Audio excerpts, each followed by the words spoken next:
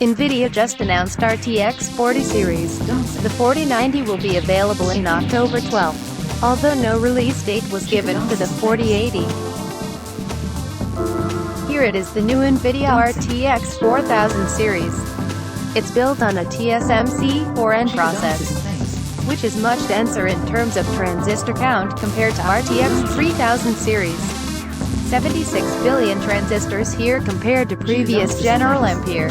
The new DLSS3, which is NVIDIA's new generation of AI upscaling, now looks to be taking on a lot more input compared to before.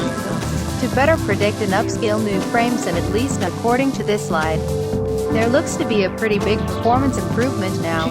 These performance and power charts are extremely vague. You'll want to wait for full reviews before getting too invested, but it does illustrate NVIDIA's claim of the new ADA architecture to be substantially more power efficient compared to previous General. More specifically, they claim twice the performance over Ampere at the same power levels, which is pretty massive. This is looking like a bit of a monster. 16,384 CUDA cores, which compared to the previous generation 3090 Ti is over a 50% increase. But then we get a first look at something really interesting. The clock speeds for this generation see a pretty big uplift. NVIDIA has kind of been hanging around that 1900 for a while now, but it looks like this GPU generation is quite a big breakthrough for them. In regards to that spec, this also won't just be for the 4090. And then as for the memory spec, looks pretty much the same as the 3000 series and 3090 Ti in regards to power. Surprisingly lower than what most of us were expecting. There were plenty of rumors of 500 watt, 600 watt, even 700 watt RTX 4000 series GPU. We might eventually see that on-board partner cards, but at least for NVIDIA's own board, their 4090 tops out at 450 watts, which is the same as the 3090 Ti. The 4090 also gets a bump up in pricing. MSRP here starts at $1,600 United States dollars technically, plus 100 over the 3090. But we'll see what actually happens when it launches with a much healthier market this time around, and also lower demand. The other two GPUs that were announced, they're actually both RTX 4080s. But don't let the name confuse you, because these look, spec-wise, like very different GPUs once you take a closer look. Now, in the name of course, one is a 16GB model and the other is 12GB. Both are a nice bump over the previous 3080.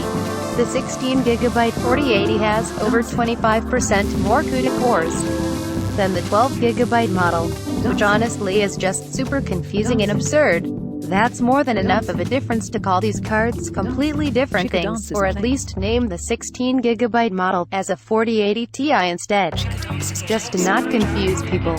Now, the reason they haven't done this is because there's actually a massive difference between the top 4080 and the 4090 as well. More than enough room there too, in fact, for a future 4080 Ti to be introduced.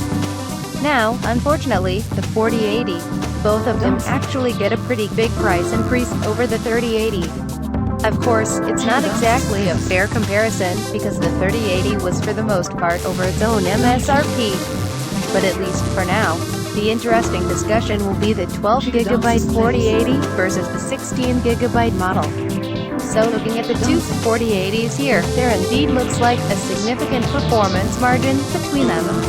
And keep in mind, these three titles have been tested with DLSS and ray tracing enabled. The performance uplift looks pretty substantial, close to 2 times performance over a 3080 Ti and over 3 times in Cyberpunk. What looks like a more aggressive ray tracing mode than for the 4090. Over 4 times the performance of a 3090 Ti and Cyberpunk with those particular settings, of course. With 2 extra performance in those other titles. Both the 20 series and 30 series had the same NVC chip. And yeah, it looks like we do get an updated NVIDIA chip for this generation.